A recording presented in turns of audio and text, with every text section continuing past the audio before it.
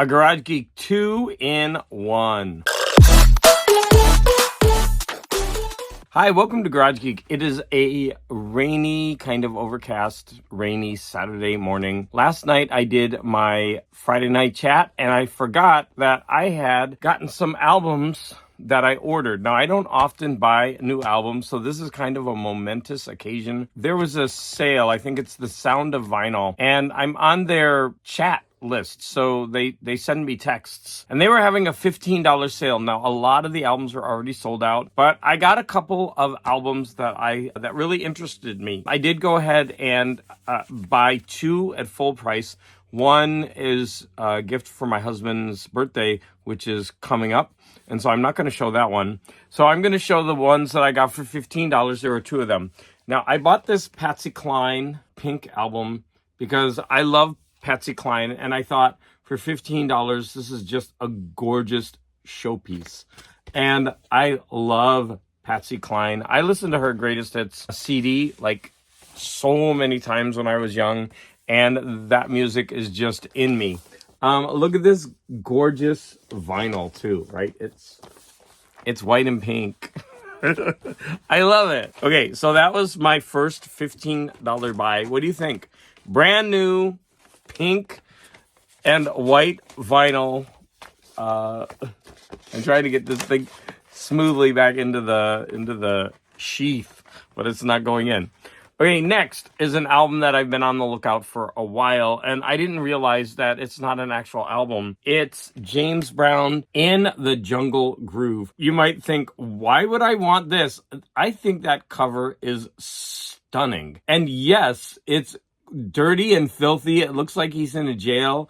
I don't know, but there's something about this cover that is just screaming art to me. This is such a cool art piece. And on the back, I wish that all of this had been liner notes, and then that would have been a straight up image.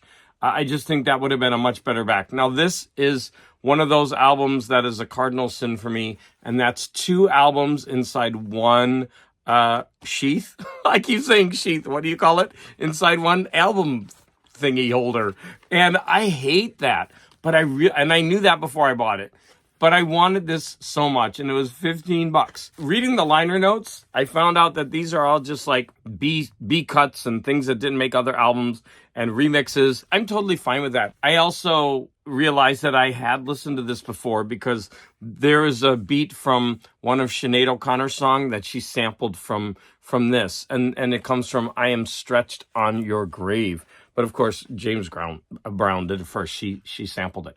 So there you go, $15, two albums. What do you think of that one? Now, the third one I splurged. I figured since I'm getting a good deal on albums, let me buy, at least one or two at full price. And I saw this one.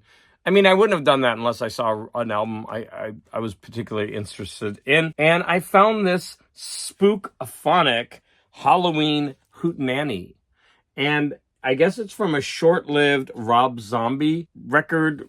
It was a sub-label of a major record group. And I just thought, this looks like so much fun. It's a compilation album. It just looks like a lot of fun. So I wanted to get that for the cool cover. And then, of course, you got this, you got the vinyl here. I mean, look at it. It's black and orange. And then you get that cool label. Like, this is awesome, but it was $30. That's a lot for a Garage Geek to spend on a single album. Normally, I would never do that. I'd want to get it in the dollar bin. Good chance of that happening, right? So I just thought I wanted it for that crazy, wacky, fun album art, and I think the album itself is going to be great. Part 2 of this video is going to be me continuing on my puzzle journey, and I'm dragging you along. So I've always been into puzzles. I love puzzles. I can't do them because I have cats and I don't have room in my garage. So every time I would do a puzzle on my big dining room table, of course the cats would sleep on it and knock pieces all around. And while I'm doing the puzzle, they actually jump up on the puzzle and want to lay down or bat the pieces around. And then, cats are cats and I love them, but that's not conducive to doing a puzzle. So I decided to buy one of those puzzle tables. And in the meantime, I was using like a corrugated plastic board, and I did a puzzle on it, and it worked fine. But I went ahead and bought the puzzling table, and as I said yesterday, some of the screws were missing, so I couldn't properly put the puzzle table together. But I want to do another puzzle. Yesterday after work, I went to a woman's house, and she was getting rid of all of these amazing puzzles. I mean, these puzzles cost usually at least $23 to $40. And she was giving away like, 3 for $12. I mean, ridiculous prices. Now, I ended up buying a lot of puzzles. I spent $110 buying puzzles, but I came home, like my whole, the back of my car, it's not really a trunk, but I have a hatchback thing and there's a space back there. The whole thing was filled with puzzles. And I decided I'm going to do one today. So I picked one. And this is, in a small box, but pretty cool. It's a science fiction puzzle.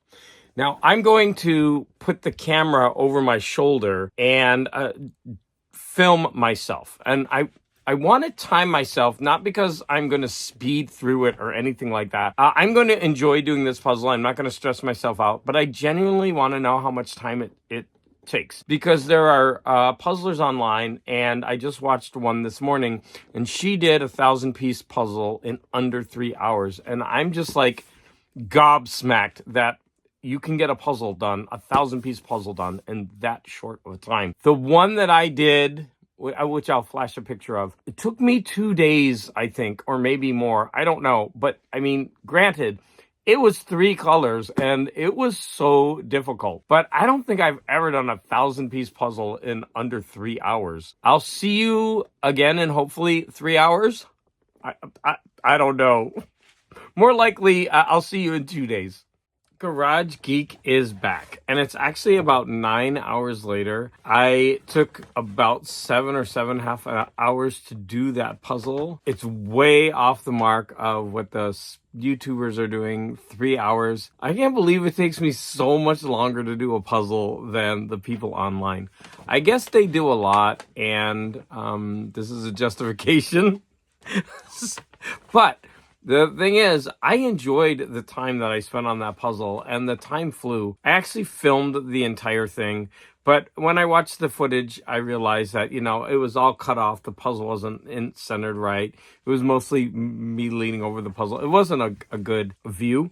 And so that's another reason why I really want that table that I bought, because I'm going to have more of an overhead so that you can see the puzzle as it's being made. But this is the puzzle I made, and right now I already put the glue on it, so I'm going to glue it. And then when I have it done and put into the folder, I'm going to show that off, because I did have a request for that. So I'll show you how that's going. So I glued 2 puzzles, and I think I have glue on my fingers. So I did this puzzle, which was so much fun. These are all different science fiction novels, mostly. I mean, Frankenstein, that's a novel, but I think that's the movie poster more than the novel. Yeah, well, I don't know. Anyways, all of these different sci-fi books, I'll kind of go through them slowly in case you want to see if you've read them. I was calculating, and I've read only about half, which is not very good. So I would like to do a few more and read a few more. There's some, like this one, Dune Planet.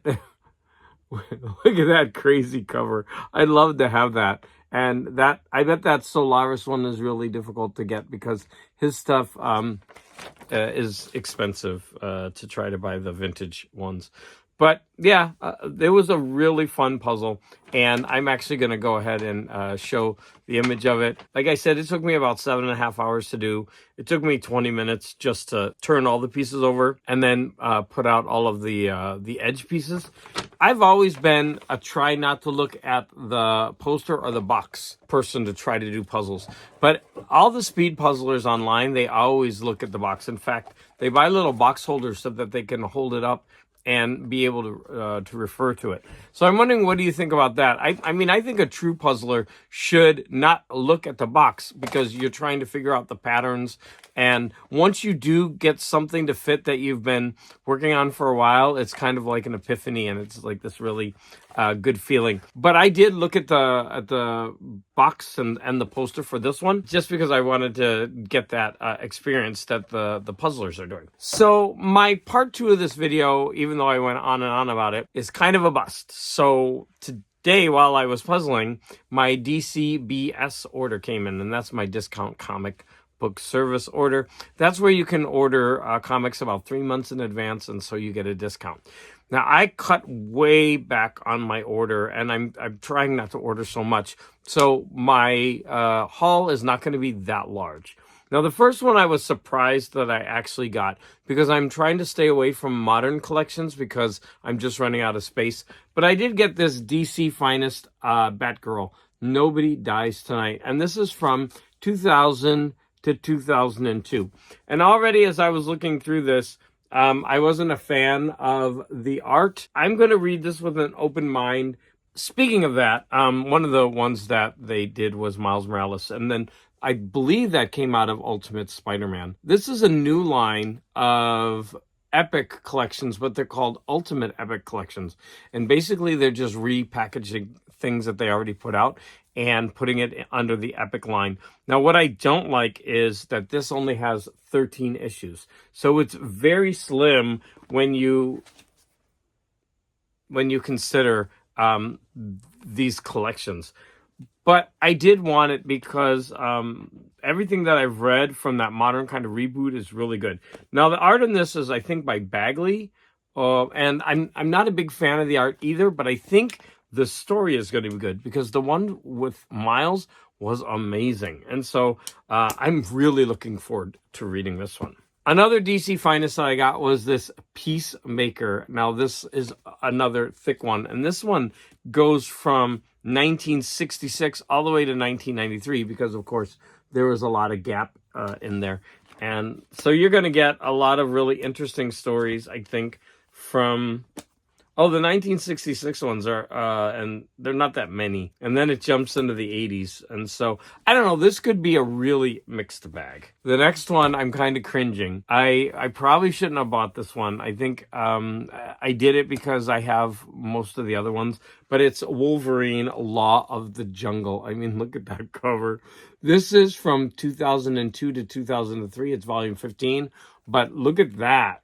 I mean, it's a silly pose, but that's really good art. This is Wolverine number 173 to 189. And I think I picked up some of the single issues from this recently because I did like the cover art a lot on these. So I'm going to go ahead. You know, he's wearing the Punisher thing. That one's a little bit over the top. I think there were some good ones. Yeah. Not too bad, that art. I'm looking forward to reading that. And then finally, I got one of the best collections. So this is the Defenders World Gone Sane. And this is volume 3 from 1975 to 76. And this has all of the issues that I read growing up that I fell in love with. And we're going to start with, well, actually, they started around 21. But this is number 26. It's got Guardians of the Galaxy. It's got the with the Badoon. This one, I just love this because Valkyrie, she's always useless because these are female Badoon, and of course she can't do anything against females, so she's just kind of useless on that trip. And then this one is the one that's really difficult to get because of Star-Lord. That one's a key issue. Yeah, the rest, I mean, I love these issues so much. If you want to see more, I guess you could buy it or look it up online. But I mean, this stuff is great, and I can't wait to reread that. I'm actually gonna read. I have volumes 1, 2, and 3 now, and then it jumps to 6. So I have 6 through 9. I mean, that's all they've put out so far. I can't wait till I have a full run of the Defenders. Yeah, volumes 1, 2, 3, 6, 7, 8, and 9. So we just need 4 and 5.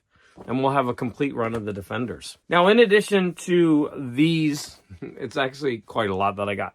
I probably shouldn't have bought 2 of them. In addition to that, I got some single issues. I got this one, I think, for free because it was Superman Day, and they let us choose some. And Hollyat Comics just sent me this whole run, and I'm so thankful for that. And then this was just a freebie. So I recently reviewed those. The story was interesting and fun, but I'm a huge fan of Quietly Art. This is Fantastic Four #4 facsimile issue. Now we have Fantastic Four 1 through 4, and I've seen that. I think they're going to go at least till 7. They're going to keep going. So we're getting the first Fantastic Four reprinted in facsimiles. Man, I hope Marvel keeps going and they do this with other runs. I'll be all over this. Now, I recently said, I think to Sleepy, that I didn't buy The Mummy, but I guess I'm a liar because here I have issue #1 of The Mummy. I think I bought it just because I like the cover. I really wish I had that one. That one looks the coolest of them all, in my opinion. So those are the variant covers. But I think this one is pretty cool. I don't think I bought more in the series. This is another facsimile, Marvel Fanfare #15. I don't know why this needed to be reprinted, but that's a cool cover. And look at the back. That is awesome. The Daredevil. So I'm definitely going to put this in one of those clear backings. This is another facsimile issue. Oh, in fact, all the rest are facsimiles that I really needed. This one is so difficult to get. I think it's this one. So this is Neil Adams, I believe. Is that it? Is it this Neil Adams, the one? I thought this was Neil Adams, but it's kind of not looking like him. Anyways, this one is #1. Not really #1. It's number 233. Yeah, interiors are not Neil Adams. Maybe I'm mistaken. There's one Neil Adams where Superman is busting through chains, and that one is really difficult to get. But I think it might be more of a close-up. But still, I'm very happy to have that. I should buy another one and frame that, because that is a really cool comic cover. Now, the rest are some Golden Age that I bought. The first one is Catman Comics, and this is #4. Look at, there's Catman. He's punching some goons. Master Comics, here comes Bullet Man. I mean, come on, that is awesome. A 10 center. The other two are also Master Comics. Here's Bullet Man and Bullet Girl. I don't know why she's not Bullet Woman, but I guess she's just Bullet Girl. So look at that. That one's #15. How cool are these facsimiles? They're so awesome. And here's #16. Led by Minuteman, the one-man army. Here's Master Comics #16. That's a pretty cool cover. So when I do read these, I will review them. These look thick, so they're definitely going to be fun to read through these. So that was my 2-in-1, kind of 3-in-1. I talked to you about some records that I bought online. Then I talked to you about a puzzle that I tried to film and I failed. And then my latest haul from DCBS. As always, I want to thank everyone for the support, and any comments that you have would be greatly appreciated.